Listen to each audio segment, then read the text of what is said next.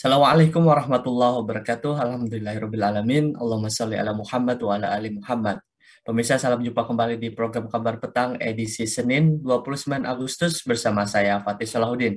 Selama beberapa waktu ke depan kami akan menemani Anda membaca, menelaah berita paling menarik hari ini bersama narasumber yang berkompeten dan tentu dari sudut pandang Islam. Pemirsa, inilah Kabar Petang selengkapnya.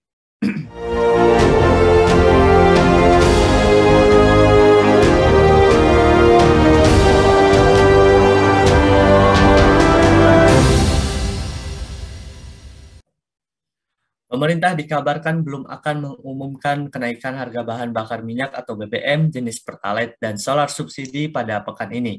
Hal itu dikatakan oleh Menteri Energi dan Sumber Daya Mineral (SDM) Arifin Tasrif di kantornya pada Jumat 26 Agustus 2022. Menteri Arifin mengatakan pemerintah masih harus menghitung detail penyesuaian harga BBM Pertalite dan solar subsidi ini. Berdasarkan pemerintah, penyesuaian harga ini harus dihitung secara hati-hati. Menteri Arifin juga belum bisa memastikan kapan pengumuman kenaikan harga bisa dilaksanakan. Begitu juga berapa kenaikan harga BBM Pertalite dan solar subsidi tersebut. Sementara dari sumber yang beredar, kemungkinan kenaikan harga BBM Pertalite SPBU Pertamina masih akan berada di bawah 10.000 per liter dengan range kenaikan 1.000 sampai 2.500. Dari harga yang saat ini sekitar 7.650 per liter. Pemirsa, apa dampak kenaikan BBM? Bagaimana seharusnya sikap umat merespon kenaikan harga BBM? Apa solusi tuntas mengatasi kisruh harga BBM? Untuk membahasnya kami telah terhubung dengan peneliti senior dari Forum Kajian Kebijakan untuk Transparansi Anggaran Fakta, Bung Ishak. Assalamualaikum, Bung Ishak. Waalaikumsalam warahmatullahi wabarakatuh, Bung Fatih. Bung Ishak, bagaimana kabarnya? Alhamdulillah sehat. Masya Allah. Baik, Bung, langsung saja saya tanyakan di pertanyaan pertama ya, Bung ya. Bung Ishak, sinyal kenaikan harga BBM subsidi terus dikeluarkan pemerintah. Bila pemerintah benar-benar ingin menaikkan harga BBM, Ketua Komisi DPR Komisi 7, Bung Sugeng Suparwono mengusulkan kenaikan harga BBM Pertalite sebesar 30%, yaitu kalau dihitung berarti 10.000. Menurutnya meskipun kenaikan sebesar itu, pemerintah tetap memberikan subsidi kepada masyarakat. Bung, setujukah Anda kenaikan sebesar itu, dan bagaimana respon Anda terhadap sinyal kenaikan BBM ini, Bung? Ya, baik. Saya kira saya harus mengatakan bahwa rencana pemerintah untuk penaikan BBM ini harus ditolak ya, dan tidak ada argumentasi yang cukup kuat untuk mendukung kenaikan harga BBM saat ini, karena kondisi ekonomi kita ya baru pulih dari pandemi ya, bahkan beberapa masyarakat kita ya masih belum pulih kondisi ekonominya setelah babak belur ya akibat pandemi selama 2 tahun ya, masih tingkat pengangguran masih sangat tinggi dibanding pra pandemi dan juga tingkat kemiskinan juga masih lebih tinggi ya. Kemudian kalau pemerintah ya memaksakan kenaikan BBM pada saat ini, maka dipastikan ya harga kondisi masyarakat, ekonomi masyarakat kita khususnya tadi dilihat dari tingkat kemiskinan dan pengangguran ini akan semakin lebih tinggi. Dan yang berikutnya saya kira kalau pemerintah, Pak Sugeng tadi mengatakan selalu menakut-nakuti ya, memberikan satu gambaran yang sepertinya menyeramkan ya, kalau BBM misalnya tidak naik maka APBN itu akan runtuh ya, kemudian karena harga asumsi APBN itu harga BBM itu masih 63 ya dolar per barel ya, kemudian sekarang itu sudah $100 per barel ya, sehingga harganya tadi disebutkan berapa 17.000 ya. Saya kira ini juga pemerintah tidak memberikan satu penjelasan yang utuh kepada masyarakat ya, bahwa sebenarnya subsidi itu kan selisih antara harga jual dengan harga produksi kan gitu ya. Nah, harga jual itu adalah harga yang dijual oleh pemerintah oleh Pertamina saat ini ya. Jadi harga 7.600 ya. Nah, kemudian harga biaya produksi ya, biaya produksi berdasarkan formula yang sudah ditetapkan oleh Kementerian SDM itu kan ada beberapa asumsi-asumsi ya. Misalnya harga perolehan minyak, ya, harga perolehan minyak itu harga perolehan minyak itu tidak dihitung berdasarkan harga real produksi dari Pertamina, ya, tapi dihitung berdasarkan harga minyak internasional. Sehingga otomatis ya ketika harga minyak internasional ini naik, maka harga biaya produksi ini kemudian naik. Ya. Makanya kemudian di setiap saat itu, setiap bulan harga produksi ini naik karena mengikuti harga acuan harga internasional. Ya. Tapi pemerintah tidak pernah berkata bahwa kalau misalnya ya harga yang harga Pertamina itu tidak mengacu harga internasional, masih tetap untung atau tidak ya. Karena menurut hitung-hitungan kita ya, jadi biaya produksi domestik itu ya, ini kita merefer ke SKK Migas ya, itu mengatakan bahwa biaya produksi migas di Indonesia itu sekitar $12 per barel ya untuk tahun 2021 ya, untuk kuartal pertama itu. Artinya apa? Artinya kalau toh misalnya ya harga BBM itu ya di harga produksinya itu di set misalnya $30 atau $40 atau $63 bahkan ya, yang sesuai dengan asumsi APBN, tidak mengikuti harga internasional, maka sesungguhnya pemerintah Pertamina itu ya tetap untung ya.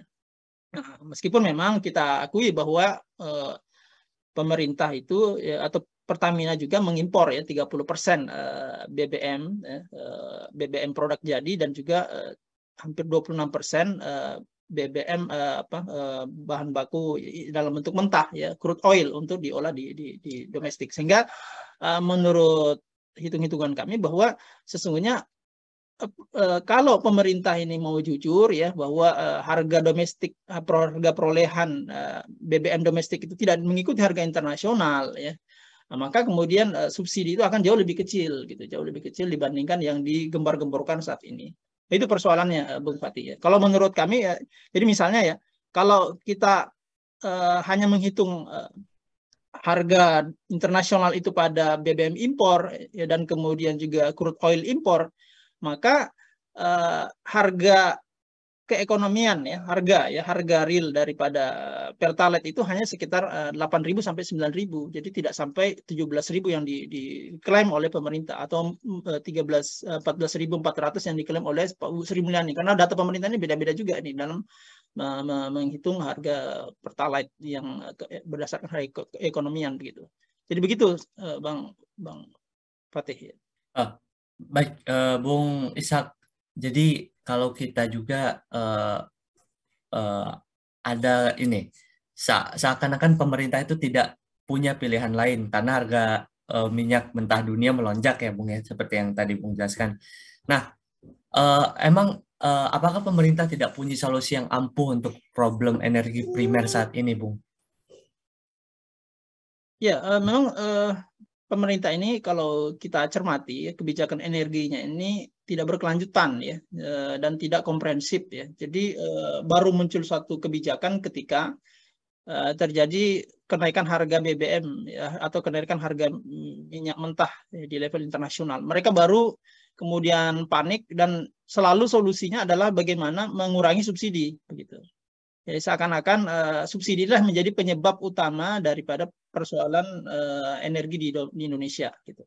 Padahal kalau pemerintah ini mau melakukan, sebenarnya Dewan Energi itu sudah cukup banyak memberikan masukan-masukan yang menurut saya cukup komprehensif ya, tapi ini tidak dijalankan dengan baik. Ya. Sebagai contoh misalnya begini, Indonesia itu ya memang kalau kita lihat dari sisi minyak mentah lah misalnya tadi, minyak mentah kita itu produksi per hari itu hanya sekitar 700 sampai 800.000 barel ya, jauh dari produksi tahun pada masa Orde Baru atau awal-awal reformasi itu bisa sampai 1 juta ya, 1,2 juta per barel.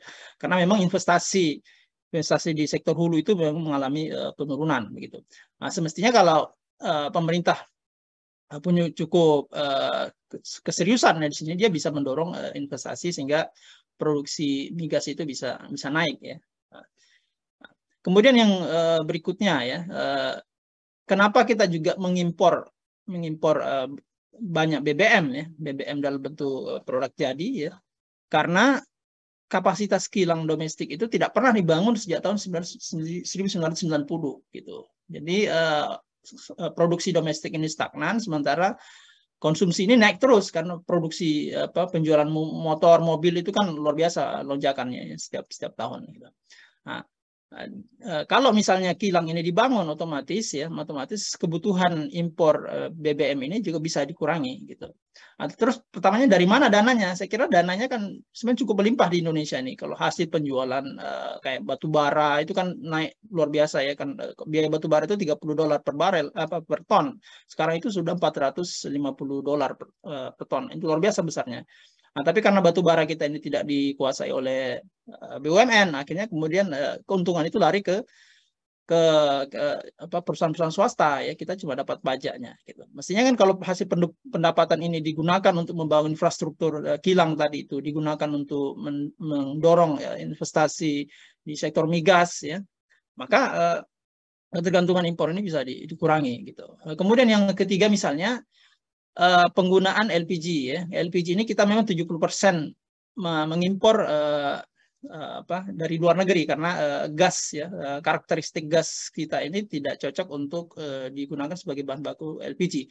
Tapi bisa sangat cocok untuk digunakan untuk jaringan gas kota. Jadi gas yang seperti kalau di Eropa itu kan rumah tangga itu menggunakan gas ya dari pipa-pipa, jaringan pipa itu.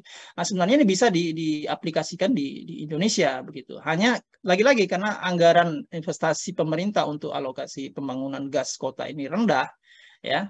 Jadi kalau tahun lalu itu kalau nggak salah cuma 800 miliar gitu. Padahal kan dana di SDM ini kan melimpah sekali sebenarnya. Kalau itu dialokasikan untuk membangun gas kota, maka ya masyarakat kita ini nggak perlu tiap hari atau tiap minggu harus ganti tabung untuk membeli gas LPG kan. Dan juga harganya bisa lebih rendah karena gasnya itu dari Blok Tangguh ya, dari Natuna dan seterusnya yang itu bisa dimaksimalkan. Tinggal membangun infrastrukturnya karena memang ada storage ya, harus ada pipa ya, dan itu memang membutuhkan investasi secara berkelanjutan. Nah, dulu pada masa SBY itu juga sudah pernah ada rencana penggunaan gasifikasi untuk kendaraan ya, tapi itu kan sudah mulai dibangun SPBU-nya, tapi nggak berkelanjutan, ganti presiden, ganti kebijakan lagi. Saya kira ini persoalan pemerintah Indonesia. Dan begitu sekarang ya harga BBM ini naik, ya mereka kemudian lagi-lagi menyalahkan subsidi yang begitu besar yang katanya lebih banyak dinikmati oleh orang-orang kaya gitu. Padahal itu tidak benar ya. Begitu mungkin Bung Fatih. Baik Bung, dari penjelasan Anda tadi menunjukkan adanya indikasi kegagalan pemerintah dalam politik energi Bung ya.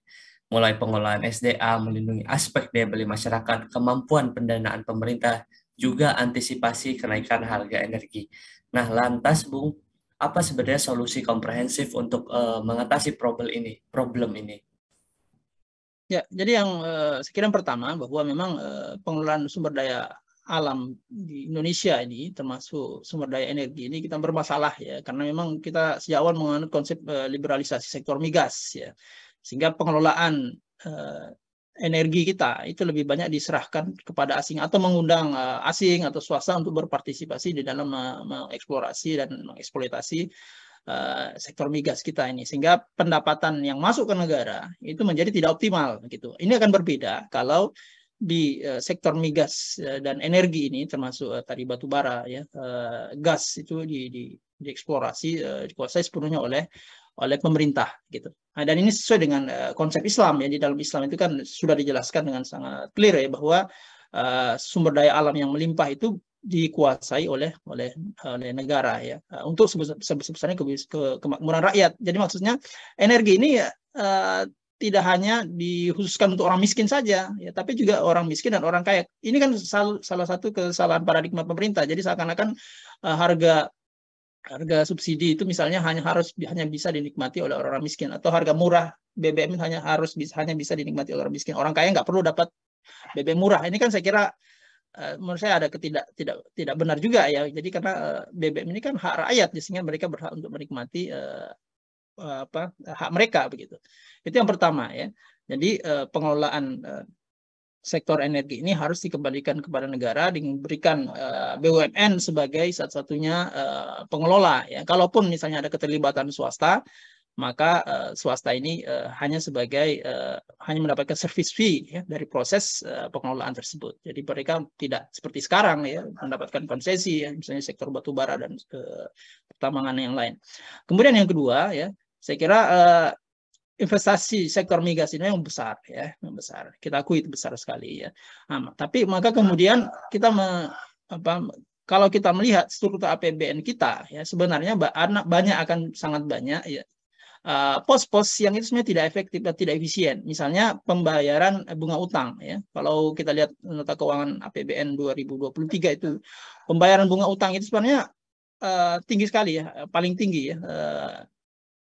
Sekitar 443 triliun ya kalau nggak salah ya. Jadi hanya selisih 1 triliun dari belanja pemerintah ya. Sebenarnya mungkin ya niat pemerintah itu belanja utang itu sebenarnya lebih tinggi lagi, tapi karena nggak enak juga kalau misalnya belanja utang paling tinggi dibandingkan belanja pemerintah gitu. Nah, kalau di dalam Islam itu kan jelas ya bahwa pinjaman pemerintah berbasis bunga ini itu kan haram ya.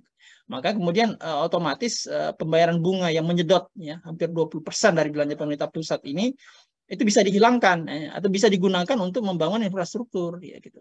Jadi tidak perlu meminjam ya, tapi pemerintah mengoptimalkan pendapatan negara ini untuk kemudian digunakan membangun infrastruktur energi tadi, sehingga secara otomatis belanja subsidi ini akan berkurang begitu. Nah, ini saya kira pemerintah lebih memprioritaskan untuk membangun membayar bunga utang ya, sementara mempresur rakyat agar diminta untuk mengurangi subsidi. Ini kan nggak benar juga nih ya. Jadi kalau pembayar bunga utang itu kan hanya kepada segelintir investor gitu, orang-orang kaya gitu. Sementara subsidi ini kan untuk seluruh rakyat Indonesia gitu.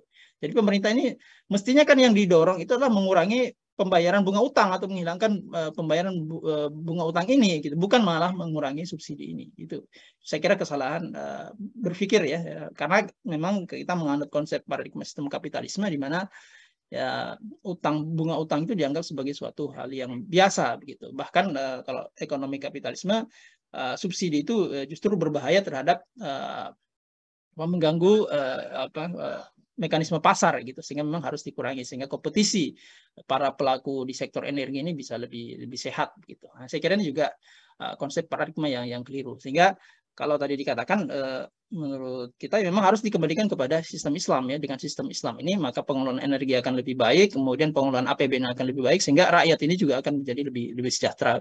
Begitu Bung Fatih. Baik, terima kasih banyak Bung atas waktunya telah hadir di program Kabar Petang pada hari ini. Ya, sama-sama Pak. Pemirsa Kabar Petang, semoga Anda mendapatkan banyak manfaat dari acara kami. Sampai bertemu lagi di jam dan channel yang sama setiap hari. Jangan lupa untuk subscribe, like, dan share channel ini. Akhirnya saya Fatih Salahuddin mohon undur diri. Wassalamualaikum warahmatullahi wabarakatuh.